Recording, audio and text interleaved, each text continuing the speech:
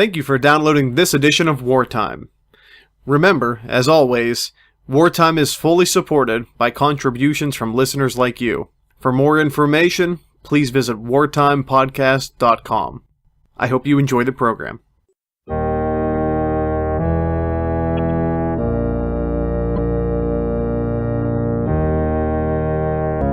From 1692 to 1693, the New England city of Salem, Massachusetts was torn apart by a series of witch trials that shook the colonial American world to its core. With over 150 people accused, innocent men and women were sent to the gallows in what stands as one of the most poignant examples of how fear and suspicion can turn a seemingly quiet community upside down. But how much of a role did witchcraft actually play? And can these events be explained away simply as human nature? On this episode, we discuss the Salem Witch Trials. Thank you for downloading this very special, and not so spooky, Halloween edition. I'm Brady Kreitzer, and this is Wartime.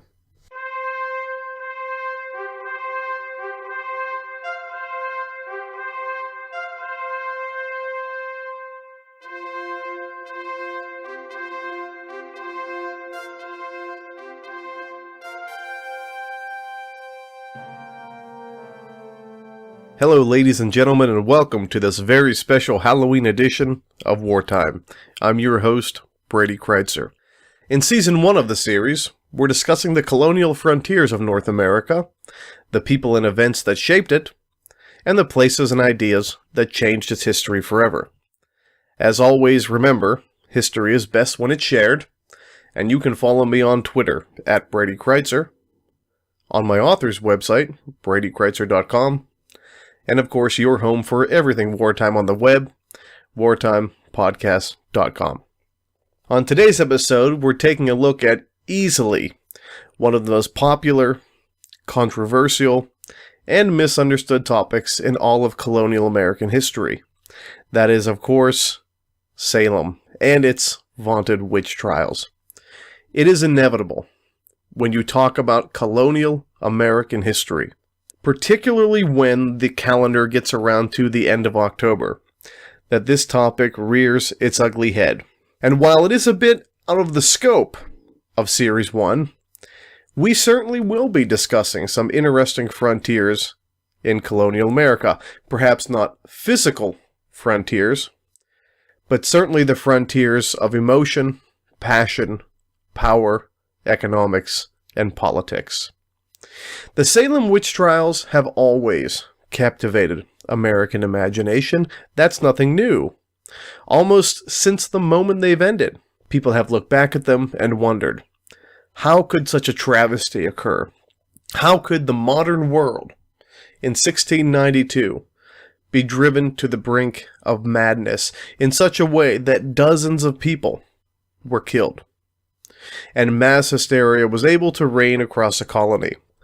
Well, on this episode, we're going to discuss the Salem Witch Trials, and we're going to see that there's very little spooky about this topic, but a great deal of very traceable and very predictable behavior at play.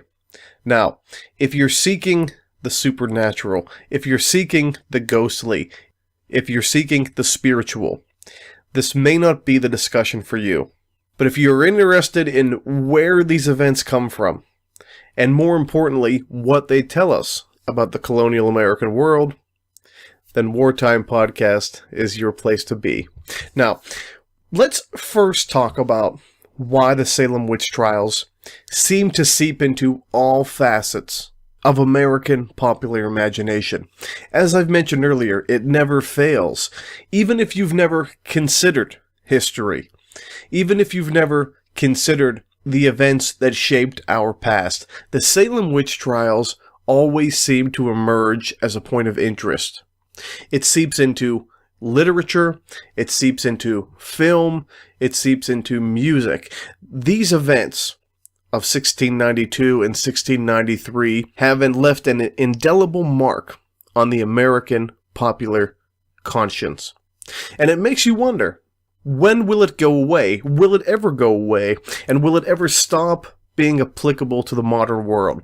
The Salem Witch Trials gives us a wonderful insight, not only into colonial America, but into the mind of a population. It gives us a sense of how and why populations can operate, and just what role something like mass hysteria and fear and politics can play, and how ridiculous very sensible people can become, given the right circumstances.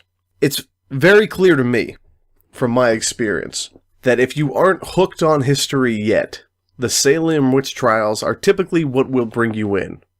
Students will sleep their way through a lot of the first part of the class, but whenever we get to the Salem Witch Trials, they're hooked. Their attentions are grabbed.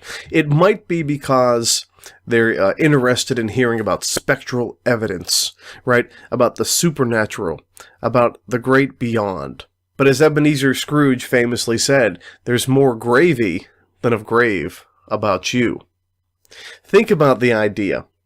There's an event that is driven by the romance and the fantasy of the devil all around you, of evil seeping into the world, of a group of people just seemingly minding their own business. Well, it's a romantic story, it's a fantastic story, and it's largely not an accurate story. But we'll discuss the Salem Witch Trials as historians do. It's a very fascinating story, it's a very interesting story, and it's probably not what you expect. But it's an excellent window into the time period that as historians, we rarely have the chance to experience. So before we can talk about these witch trials, let's again get a glimpse of the full picture. Remember, these do not happen in a vacuum. And while the events of 1692 and 1693 can appear to be mysterious, we must remember, as historians, we actually can extrapolate a much clearer picture, even over a subject that seems out of our reach, just by piecing together the larger narrative that surrounds it.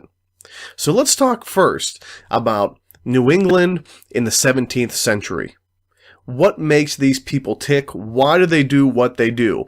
Why does this incredible witchcraft hysteria take place here and not, say, just a little bit farther south, like Pennsylvania, like New Jersey, or in Virginia? We need to explore New England in the colonial period a little further before any more of this can make sense. When we talk about the colonies of New England, we're talking about Massachusetts Bay, Rhode Island, Connecticut, New Hampshire. This is what we see. And we have to understand that these are a very specific and very select group of individuals driven by an ideology that is largely not shared by the larger population of the English world. What originally brought them to the New World was this sense of what we would think of as today as religious fanaticism. These are not just your average members of the Church of England. These are an extremist Calvinist sect of people who believed the only way to truly practice their faith as they chose was in the blissful isolation of the New World. The Puritans, we called them. But the time period we're dealing with is the 1690s, and they've been in the New World for the better part of half of a century. And in that same time, they developed a very unique and very strict way of life that does not translate into other places in the New World or anywhere else in the English world. Religion for these people is everything. It's the lens in which they view the world. Their politics and their religion are one and the same. Their major political leaders are also, no surprise, major church leaders. The rules that govern them are typically rules that find their origins and justifications in the Old Testament of the Christian Bible. And we're not talking about Ten Commandments justifications. We're talking about very specific justifications that transform these people and their sense of law and justice into an almost Old Testament world.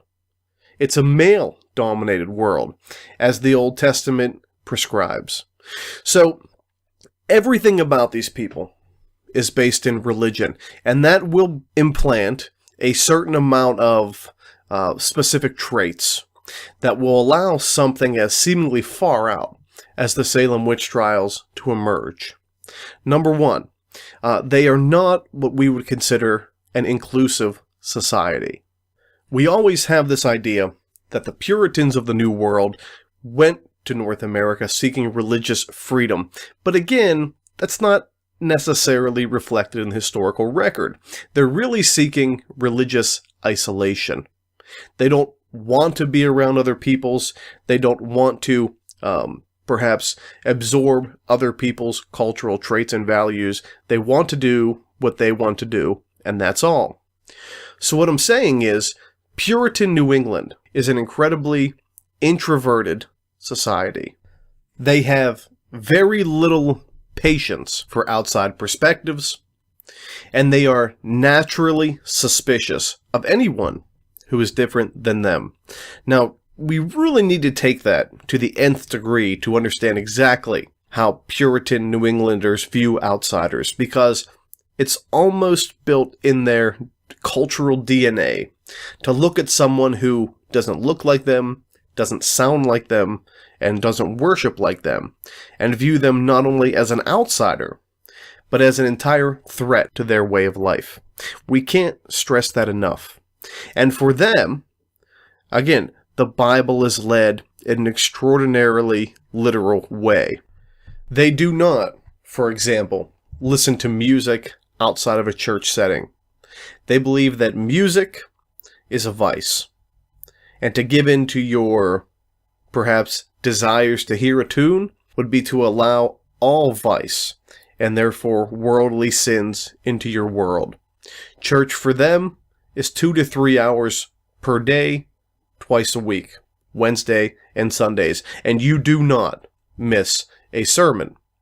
They do not celebrate holidays like Christmas and Easter, because they believe they have their roots in pagan traditions. They do acknowledge the Christian doctrine behind those holidays, the birth of Christ and the rising of Christ on the third day, but they do not partake in the festivities, because again, they believe the festivities have their roots, and they're correct, in non-Christian ceremonies.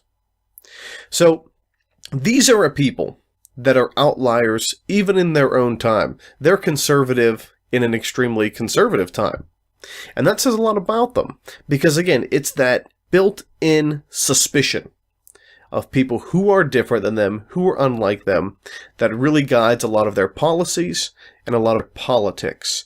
The Salem Witch Trials are really ignited from this underlying level of fuel that's been injected into this society seemingly from the beginning.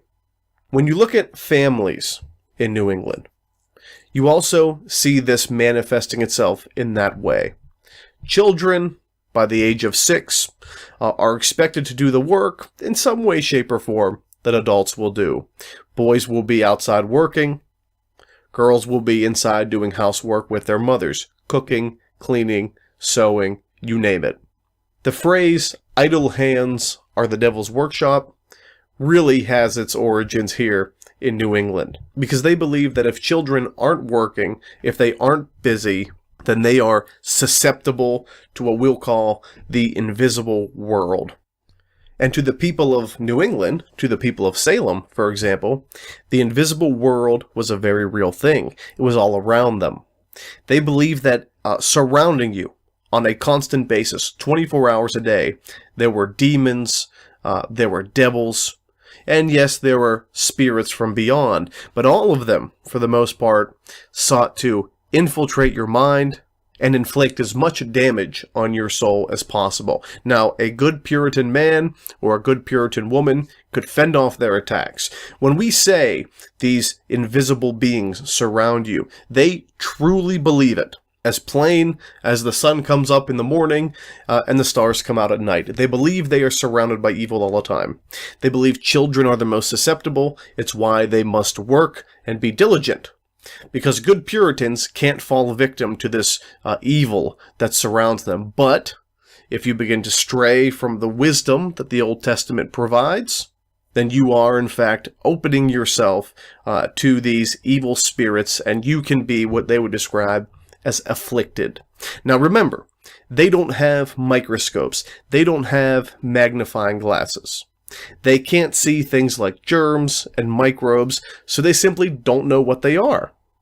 We have the benefit of technology. We can see these things, but we couldn't see them and therefore wouldn't understand them without the technology to do so. So we can't hold that against them. Remember, we're dealing with a culture 300 years older and therefore farther behind than ours. So they try to make sense of the world the best way they can. And the way they tend to do this is by or through supernatural means. Whenever someone becomes sick, whenever someone becomes ill, they have no sense that a microbe has entered their system and compromised it. So for them, this must be the evil manifesting itself in some way, or, even more troubling perhaps, a punishment from God for some sin that went unpunished. It's a very difficult world for us to understand, and it's not a viewpoint that translates well into the 21st century, but it's a very real one in New England in the 17th century. If that's just physical ailments we're talking about, dealing with things like influenza, dealing with things like smallpox, imagine how they considered something as bizarre, at least to them, as common mental illness today. Recent psychological figures show that something like 1 in 10 people has at one time or another suffered from a mental illness. And if that happens to you in 17th century Salem, then the explanation offered is likely not going to be very favorable for your recovery. It will always be viewed, like everything else in their society, through the lens of the spiritual, through the lens of the spectral. So we can see that a place like Boston and a place like Salem and any city throughout New England is ripe to be victimized by suspicion and fear driving their politics. The Salem Witch Trials, in many ways, couldn't have happened in other colonies because the way those other people view the world simply were not putting them into a position where witchcraft and curses were really viewed as an everyday part of their life, and therefore as something that could be adjudicated and legislated as you would any other law and any other crime at any other time.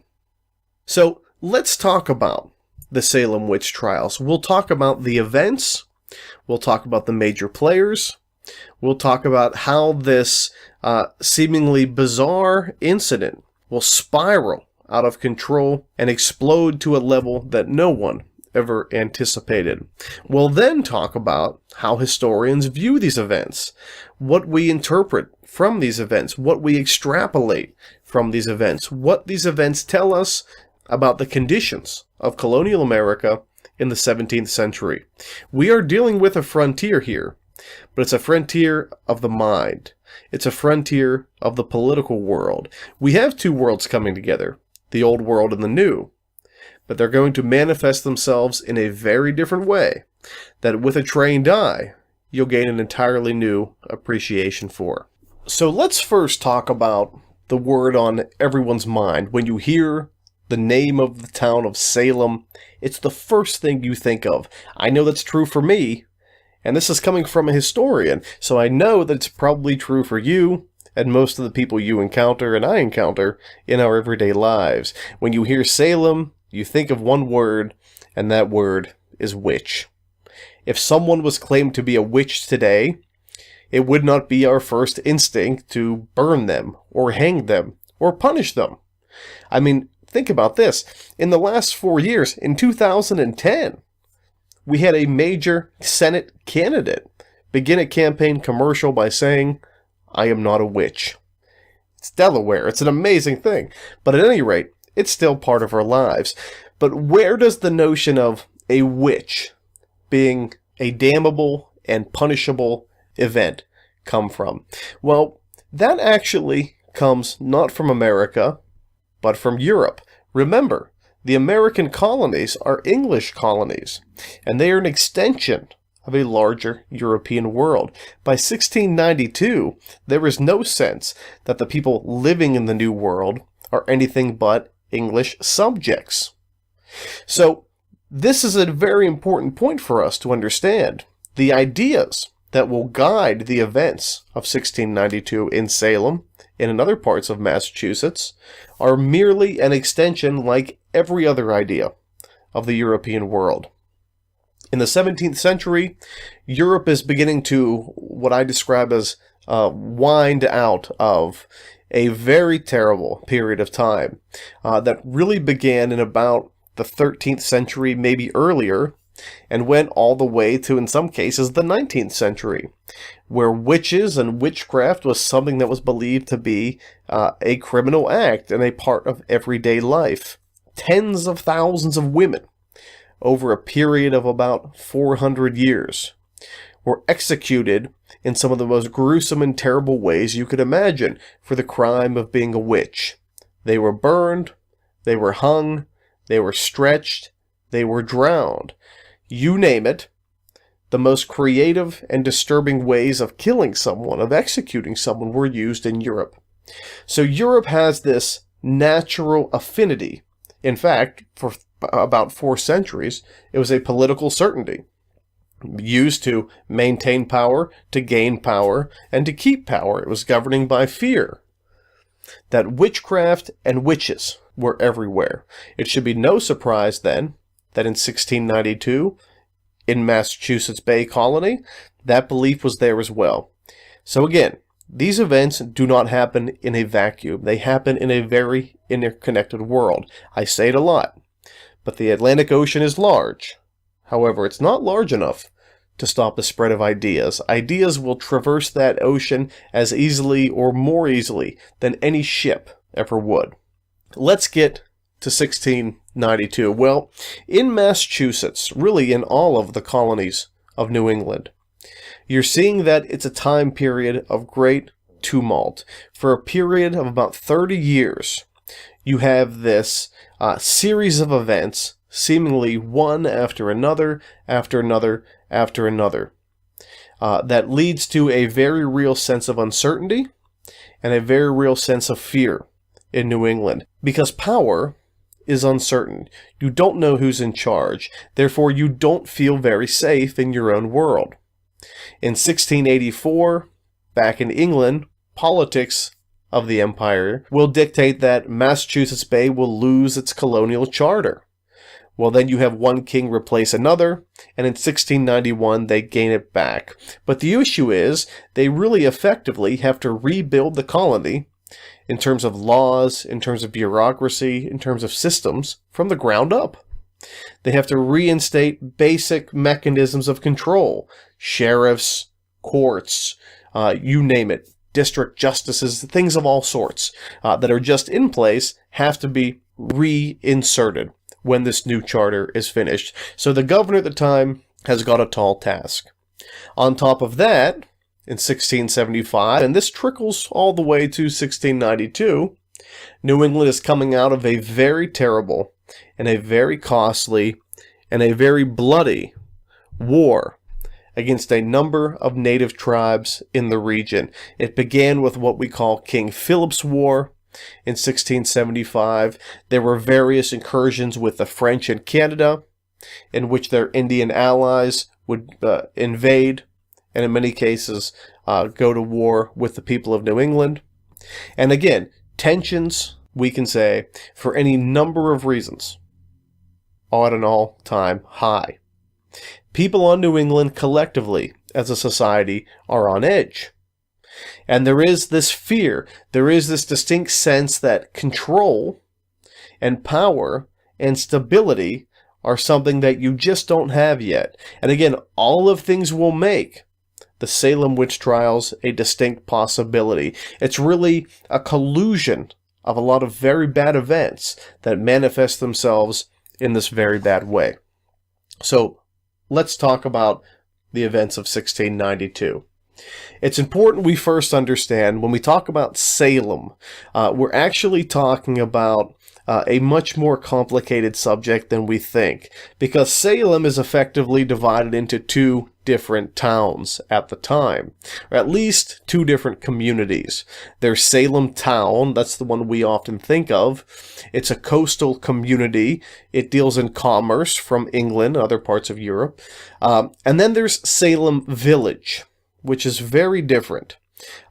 It was, in a way, connected economically to Salem Town, but it's mostly a farming community. It's an agricultural community, and there are many instances of tension between these two groups for any number of reasons. So much so that the people of Salem Village actually sought their own ministers and their own local political officials separate from Salem Town. They viewed themselves as so different that the same person couldn't possibly represent both their interests at the same time. What you'll see is these two communities really in a push and pull battle in a lot of different ways. The election of religious figures, how very public events are handled, it's all part of the tension that exists before these witch trials ever begin to manifest themselves. Well, in the winter months of 1692, one figure is becoming increasingly controversial in the world of Salem, and his name is Samuel Parris. Samuel Parris is a minister, and he's not very popular. He does have support in the community amongst some people, but not all people. And one of the major complaints that's brought against Parris is the way he deals with seemingly personal issue. His way of resolving them is by making people's, again, in-house problems very public. So it should be no surprise that Parris is something of a well-known figure, not well-liked, but everyone recognizes him. Well, in the winter of 1692, Samuel Parris's daughter Betty and her cousin Abigail begin to behave, as they say, very strangely. They have fits, they fall on the ground, they make scenes, they yell, they scream. They seem to be out of control of their own bodies. And again, we talked about how this would be viewed. Now, the natural inclination at the time is to say that this must be witchcraft. There must be something spectral, something supernatural at play here. And very quickly, 3 women from the community of Salem are arrested and brought to trial. The first is named Sarah Good. Sarah Good, in a lot of ways, fits the stereotypical profile of a person in European tradition that is singled out as a witch. She's homeless. She's viewed as a person without God in her life. She's viewed as a burden on the society. She makes a very convenient witch whenever you need one. The next person who's brought in for questioning is named Sarah Osborne. Sarah Osborne is a unique character because she also fits the mold of your perfect witch, but for different reasons. She's a widow, and she does something that rarely happens in the New England world. She remarries, and she remarries an indentured servant. In that way, many people in the community view her as a problem, because here's a woman not content to live in the male-dominated society that Salem, that really all of New England really is. She also makes another frowned-upon maneuver in 17th century New England when she tries to take the what we would think of as today as basic rights of inheritance from her late husband, rather than giving everything to her oldest son. Remember, New England is dominated from the male persuasion. So she would seemingly get nothing when her husband passed away. Her oldest son would get everything. Well, she had an issue with that. And today, from today's vantage point, rightfully so. But we're dealing with 1692 in Salem. So here you have a powerful woman. Nothing is more threatening to a power structure than a woman who desires equality, or at least her fair share. The third person, considered to be one of these witches afflicting the children, is perhaps, I think, the most visibly susceptible person to accusation of witchcraft of them all. She's a slave from the Dominican Republic named Tituba. Now, Tituba has everything going against her in the world of Salem in 1692. She is not white. She is not born in England or New England. Her English is very broken. She is a slave, and she comes from a Caribbean world in which many believe to have this long tradition of practicing pagan or non-Christian rituals. So she makes an easy target for accusation in many ways. Tituba will be the first person that is questioned, and she actually will admit to her witchery. Now, we have the transcripts of these hearings, and we see a few things about them. Number one, you aren't immediately put on trial. Most of the transcripts we have from most of these events are from hearings. Her English is very broken. It appears to be a very intense interrogation, and she begins telling the people of Salem what they want to know, and this is not uncommon in all interrogation settings. Sarah Good and Sarah Osborne will both deny that they are witches, but Good will ultimately, as we say today, roll over on Osborne, claiming that she is the one performing all of this witchcraft. Tituba will verify that she is tormenting the children, but not because she wants to, because she's being made to. And you have the makings of a disaster in play. A lot of people like to say that these events of 1692, this original trial, is the spark that sets the house on fire, so to speak. But as you'll see when you study more and more historical events, we have a lot of sparks and we have a lot of fires. But that doesn't necessarily reflect the causal relationship. This may have been the spark that burned down the house if the house was already soaked in gasoline. And by soaked in gasoline, we're referencing all of the different cultural singularities and unusual features of New England life that we referenced earlier in the podcast. So here we have it. We have your first witch trial. These three women, all, as I've mentioned, very good candidates to be prospective witches, are put in jail. So what made them such good candidates in this way? Well, Sarah Good was homeless, Sarah Osborne was a widow, and Tituba was as much of an outsider as you could be in colonial New England.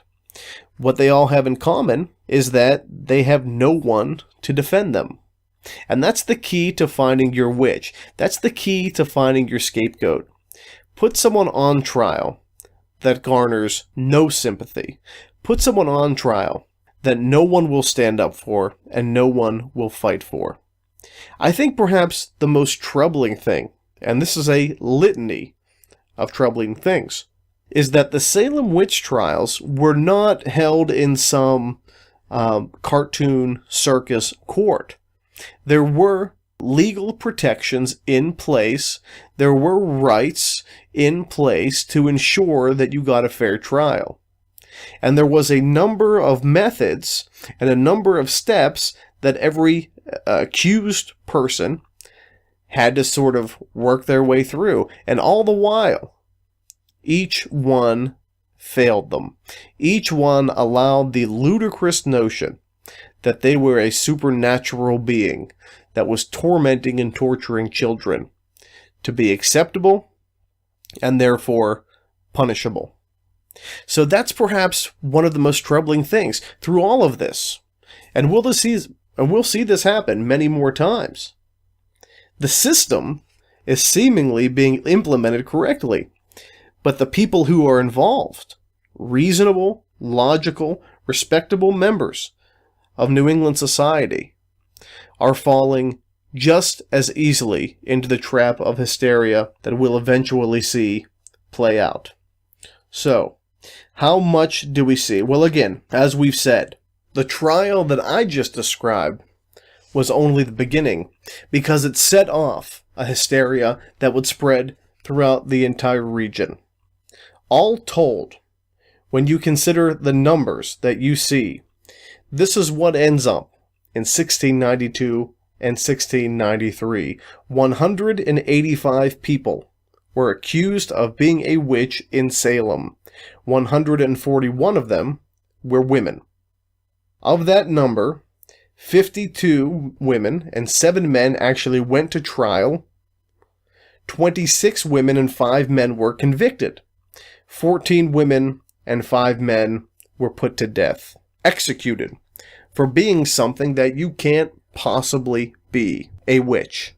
So where was this happening? Well, these final convictions were being distributed and handed out in what was known as the Court of Oyer and Terminer.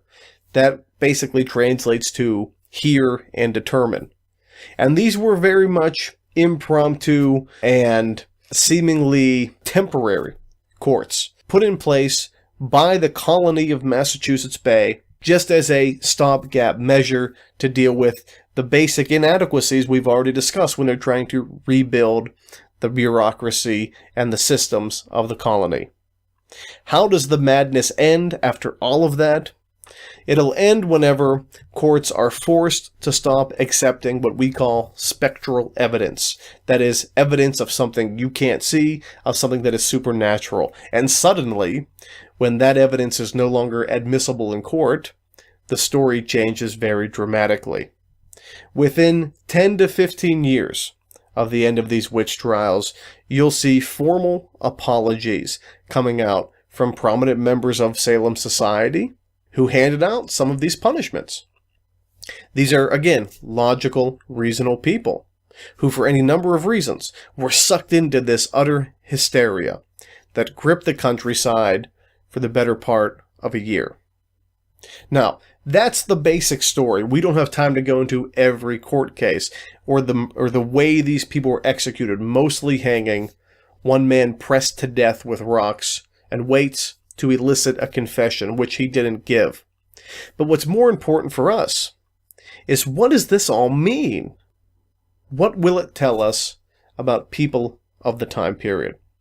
Well, there's a few different ways you can view these events. The first is probably the easiest. All of these people were actually witches. All of the people who were afflicted actually were cursed, and justice was served when those people were put to death. Again, it's the easiest, it might be the sexiest, but it's not the approach that historians will take, and it's certainly not the approach we're going to talk about. Remember, this is a story of frontiers, of groups of people coming together and interacting in ways that will define both of them. So let's talk about the Salem hysteria, as historians will. Remember, we mentioned already that Salem itself wasn't just Salem. It was actually 2 different communities: Salem Town, the coastal urban group, and Salem Village, an agricultural rural group. Well, they don't get along. They never have gotten along. And to throw that information out, and that was a fact of life for the decades leading up to the witch trials, does a disservice to the topic. Why would they start liking each other when they've been at odds, when they've been opposed for all of this time? That is still very much a part of this story. The approach that we'll take comes from an economic element, at least the interpretation that I subscribe to.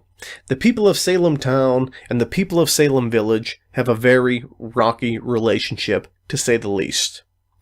It's viewed this way: the people of Salem Village, largely an agricultural community, spend all of their years farming. They grow food. Some of it is for their family, but most is to be sold to buyers elsewhere. Now, how do they sell it? Well, they sell it to the people in Salem Town, a coastal commercial community. The people in Salem Town will then take those crops and those goods, and they'll sell them to merchants coming in from the Atlantic Ocean. Now, the people of Salem Town, again, pay one certain sum to the farmers themselves, and then they resell the goods at a much higher profit. Now, we know this is the essence of capitalism, but there's a very real sense in Salem Village that in some way the farmers who are doing most of the physical labor are getting the raw end of the deal. So there's a natural dislike, largely driven by the economics and the market conditions of the region. When you look at all of the Salem Witch Trials. And again, the overwhelming thing about this is how the people justified it through the existing legal system. You'll see that we have a great number of details left. Who were the accusers and who were the accused? Where did they live? What did they say? It's all there. And when you lay it out on a map, you see a very incredible thing. Most of the accusers, those who said they were being tormented by witches, lived in the countryside. They lived in Salem Village. Most of the accused, those who were supposedly the witches, lived in Salem Town. The information had always been there, but no one ever just put it on a map until a book came out called Salem Possessed. And I'd encourage you to read it because it takes very disturbing, seemingly fantastical events and makes them all very human. So in the simplest way, it's the old city mouse versus country mouse dispute we still have. And in accusations of witch trials and witchery and witchcraft, the country mouse got his revenge. But could it really be that easy? Could it really be that simple? These events were so large. These events were so overwhelming. Well, in a lot of cases, as you'll see, the simplest answer, all things being equal, is usually the right one. Thank you for joining us. Happy Halloween. I'm Brady Kreitzer, and this is Wartime.